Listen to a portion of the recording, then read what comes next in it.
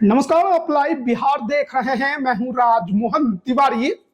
देखिए, 2025 के बिहार विधानसभा चुनाव को लेकर लगातार हम विशेष चर्चा कर रहे हैं और जानने समझने की कोशिश कर रहे हैं कि 2020 का चुनाव कैसे हुआ, किस स्ट्रेटजी के तहत कौन सी पॉलिटिकल पार्टी ने मैदान में किन पहलवानों को उतारा और क्या फायदा और क्या नुकसान हुआ। इस बार 2025 में रणनीति में क्या बदलाव उन पॉलिटिकल पार्टियों का है, पहलवानों को चुनते समय किस समीकरण का ध्यान इस बार राजनीतिक पार्टियां रखने जा रही हैं और मैदान में यानी कि जमीन पर हकीकत क्या है। इसके पहले आरजेडी कुनबे के तमाम सामाजिक समीकरणों के तहत हमने बहुत कुछ जाना और समझा भी, चाहे यादव की बात करें, पिछड़ा की बात करें, अति पिछड़ा की बात करें, सवर्णों की बात करें। लेकिन इस वीडियो में हम चर्चा करने जा रहे हैं बीजेपी की, यानी कि भारतीय जनता पार्टी की। वो पार्टी जो 2020 के विधानसभा चुनाव में दूसरी सबसे बड़ी पार्टी बनकर उभरी थी। आरजेडी जो सबसे बड़ी पार्टी थी, उसके मुकाबले बीजेपी को महज एक सीट ही कम आया था। आरजेडी को 75 सीटें आई और बीजेपी को 74 सीटें आई। तो ऐसे में 2025 का चुनाव भी बीजेपी के लिए बहुत कुछ मायने रखने वाला है। किस तरीके से बड़ी पार्टी बनकर उभरे, एनडीए के अंदर जो बड़े भाई की भूमिका में वो उभर कर सामने आई है, उसे कैसे बचा कर रखे और खासकर जो ग्राउंड जीरो है यानी जमीन पर अपने पहलवानों को कैसे तैयार करे, किस रणनीति के तहत उन्हें टिकट दे, किन सामाजिक समीकरणों को साधने की वो कोशिश करे। क्योंकि बहुत कुछ बिहार बीजेपी में इस बार बदल गया है। प्रदेश अध्यक्ष दिलीप जायसवाल बन गए हैं, डिप्टी सीएम इस बार सम्राट चौधरी आपको नजर आएंगे, विजय सिन्हा आपको नजर आएंगे और भी कई बड़े बड़े नेता हैं जिनकी भूमिका बिहार बीजेपी में बड़ी है। चाहे मंगल पांडे की बात करिए, नित्यानंद राय की बात करिए, नंदकिशोर यादव की बात करिए, तो बहुत कुछ इस बार बीजेपी में आपको देखने को मिलने वाला है। तो किस तरीके से चुनावी रणनीति जो है वो बनने वाली है और पहलवानों को लेकर जो बीजेपी के अंदर चर्चा चल रही है, कई ऐसे पहलवान हैं जिनके अंदर खलबली मची हुई है, कई ऐसे विधायक हैं जिनकी हालत इस बार खराब होते जा रही है कि कहीं बीजेपी टिकट ना काट दे। उन सब मुद्दों पर हम लगातार चर्चा करेंगे, लेकिन इस वीडियो में हम बात करेंगे बीजेपी में यादव, यानी कि यादव समाज जो बिहार की पूरी आबादी है उसमें एकल जाति में सबसे बड़ी जाति, 14% से भी अधिक इनका जो संख्या है वो बिहार में है। और ये जाति मानी जाती है कि लालू प्रसाद यादव के पीछे चलने वाली है, यानी लालू प्रसाद यादव जिधर कहेंगे ये पूरा का पूरा यादव समाज उधर ही वोट गिराता है। एमवाई समीकरण आरजेडी का कई चुनावों से हम देख रहे हैं कि बीजेपी से साधने की कोशिश कर रही थी, लेकिन बीते चुनाव से ऐसा नजर आ रहा है कि अब बीजेपी यादव समीकरण के पीछे नहीं दौड़ना चाहती, बल्कि दूसरे सामाजिक समीकरणों को साधकर चुनावी जंग को जीतने की कोशिश में जुटी हुई है। खासकर पिछड़े और अति पिछड़े पर बीजेपी की नजर अब ज्यादा गड़ गई है।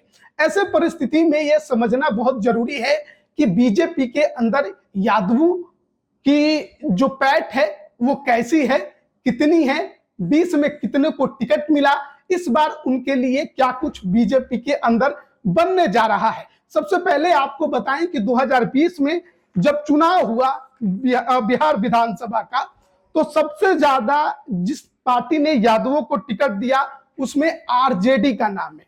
वैसे भी एमवाई की पार्टी है, तो 58 यादवों को आरजेडी ने टिकट दिया था और दूसरे नंबर पर जेडीयू जिसने 18 यादवों को टिकट दिया था और बीजेपी जिसने 16 यादवों पर दांव चला था, यानी कि 16 यादव पहलवानों को मैदान में टिकट देकर उतारा था, जिसमें से महज 7 ऐसे पहलवान थे जो चुनाव जीतने में कामयाब रहे। अब हम इसको प्रमंडल वाइज समझने की कोशिश करते हैं कि किस प्रमंडल के किस जिले में बीजेपी ने अपने कितने कैंडिडेट यादव समाज से उतारे। तो 9 जो प्रमंडल पूरे बिहार में है, उसमें 2 प्रमंडल ऐसे हैं जहां बीजेपी ने किसी भी यादव को टिकट नहीं दिया। उसमें एक मगध प्रमंडल जिसमें अरवल, औरंगाबाद, गया, जहानाबाद और नवादा है। दूसरा कोसी प्रमंडल जहां मधेपुरा, सहरसा और सुपौल है। इन दोनों प्रमंडलों में बीजेपी ने किसी भी यादव को टिकट नहीं दिया। इसके अलावा जो 7 प्रमंडल हैं उसमें सर्वाधिक जो टिकट बीजेपी ने दिया वो पटना प्रमंडल के अंतर्गत दिया। पटना प्रमंडल के अंतर्गत पटना जिले के, वैसे अगर बात करें तो माफ करिएगा 6 जिले पटना प्रमंडल में आते हैं, जिसमें पटना जो जिला है उसमें 4 सीटें ऐसी थी जिन पर बीजेपी ने यादवों को मैदान में उतारा। पटना साहिब नंदकिशोर यादव जो कि विधानसभा के अध्यक्ष हैं, चुनाव जीतने में कामयाब रहे। मनेर भाई वीरेंद्र के सामने निखिल आनंद चुनाव हार गए। दानापुर आशा सिन्हा विधायक रही लेकिन पिछली बार चुनाव हार गई। बख्तियारपुर यहां पर भी बीजेपी ने टिकट दिया लल्लू मुखिया को। ये दूसरे वाले लल्लू मुखिया हैं, बाढ़ वाले नहीं है, लेकिन वो भी चुनाव हार गए।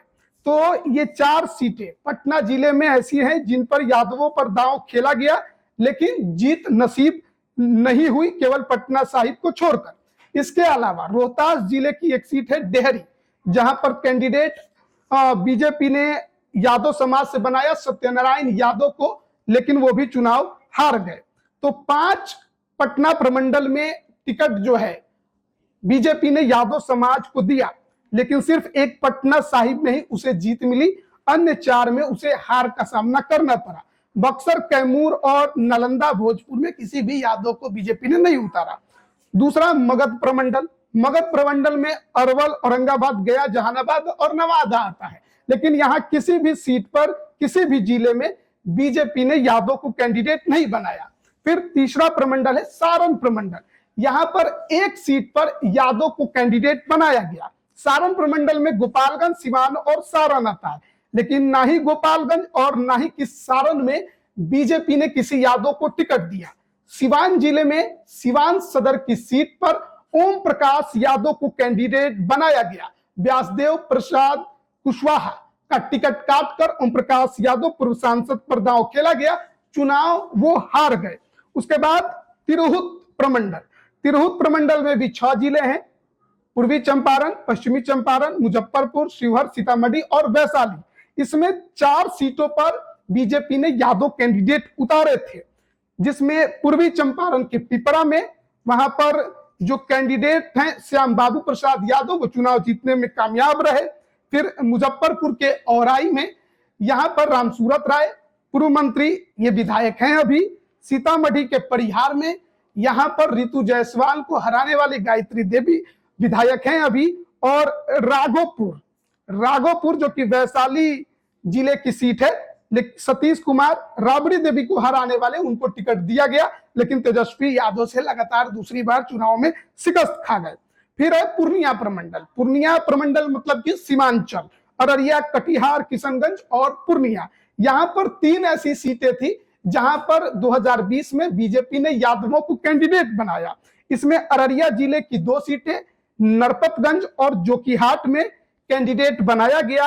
एक सीट नरपतगंज जहां जयप्रकाश यादव बीजेपी के चुनाव जीतने में कामयाब रहे। जोकीहाट में तो AIMIM को जीत मिली, लेकिन अब तो वैसे भी वो कैंडिडेट आरजेडी में शामिल हो गए हैं। पूर्णिया की एक सीट 22 में बीजेपी ने कैंडिडेट बनाया विनोद कुमार यादव को, लेकिन चुनाव वो हार गए। फिर बारी आती है भागलपुर प्रमंडल की। यहाँ पर बांका और भागलपुर 2 जिले इसके अंतर्गत आते हैं। एक सीट कहलगांव में बीजेपी ने कैंडिडेट बनाया अपना पवन कुमार यादव को, और वो चुनाव जीतने में कामयाब रहे। हालांकि इस बार कहलगांव को लेकर एक अलग चर्चा है। सदानंद सिंह के बेटे अब जेडीयू में शामिल हो गए हैं, और कहा जा रहा है कि वो इस बार कहलगांव सीट पर दावा ठोक रहे हैं। उनके पिता की सीट रही है, उनके पिता की विरासत रही है। कांग्रेस से चुनाव पिछली बार लड़े थे, हार गए थे, लेकिन बीजेपी की सिटिंग सीट पवन कुमार यादव को इस बार काफी कुछ मुश्किलों का सामना करना पड़ सकता है अगर जेडीयू इस सीट पर अड़ गई तो। देखना होगा कि सिटिंग जो अब सीटों का बंटवारा एनडीए में होता है तो कहलगांव की जो सीट है वो किसके खाते में जाती है। भागलपुर जिले की ये सीट है। फिर बारी आती है दरभंगा प्रमंडल की। इसके अंतर्गत दरभंगा, मधुबनी और समस्तीपुर आते हैं। यानी कि दरभंगा प्रमंडल में एक सीट पर बीजेपी ने यादव कैंडिडेट उतारा था, समस्तीपुर जिले के अंतर्गत आने वाली उजियारपुर सीट पर। लेकिन वहां पर जो कैंडिडेट थे वो चुनाव हार गए। सील कुमार राय यहाँ पर पूर्व विधायक मैदान में उतरे थे, जीत नहीं पाए आलोक कुमार मेहता से। फिर बारी आती है आपका कोसी प्रमंडल। कोसी प्रमंडल मतलब मधेपुरा, सहरसा और सुपौल। इन तीनों ही जिलों में बीजेपी ने किसी को भी जो यादव समाज से आता है उसे कैंडिडेट नहीं बनाया। हालांकि इन सीटों पर बीजेपी इन जिलों की सीटों पर बहुत कम ही लड़ती है, ज्यादातर सीटों पर गठबंधन के सहयोगी दल ही चुनाव लड़ते आए हैं। फिर बारी आती है मुंगेर प्रमंडल की। इसके अंतर्गत बेगूसराय, जमुई, खगड़िया, मुंगेर, लखीसराय और शेखपुरा जिले आते हैं। लेकिन इतने जिलों में सिर्फ एक सीट पर बीजेपी ने यादव कैंडिडेट उतारा था। मुंगेर की वो सीट थी और वहां से प्रणव कुमार यादव चुनाव जीतने में कामयाब रहे। तो ये हम आपको पूरी जानकारी दे रहे थे वो 16 विधानसभा सीटों की जहां पर बीते चुनाव में बीजेपी ने यादव कैंडिडेट पर भरोसा कर उन्हें मैदान में तो उतारा, लेकिन उनमें से 9 कैंडिडेट ऐसे रहे जो चुनावी जंग में परास्त हो गए, शिकस्त खा गए, जीत नहीं पाए। 7 कैंडिडेट ऐसे थे जो चुनाव जीतने में कामयाब रहे। एक पिपरा से श्याम बाबू प्रसाद यादव, फिर पटना साहिब से नंदकिशोर यादव, फिर नरपतगंज से जयप्रकाश यादव, औराई से रामसूरत राय, कहलगांव से पवन कुमार यादव, मुंगेर से प्रणव कुमार यादव और परिहार से गायत्री देवी। तो ये 7 कैंडिडेट ही चुनाव जीतने में कामयाब रहे।